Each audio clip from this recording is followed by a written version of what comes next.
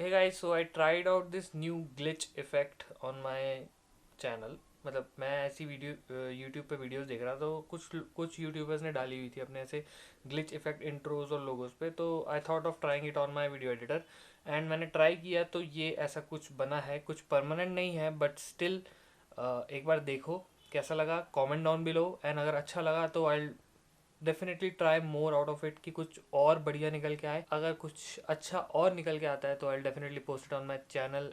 तब तक के लिए ये देखो आप एंड लाइक सब्सक्राइब करके जाना, ऐसे मत जाना। चलो देखो आप।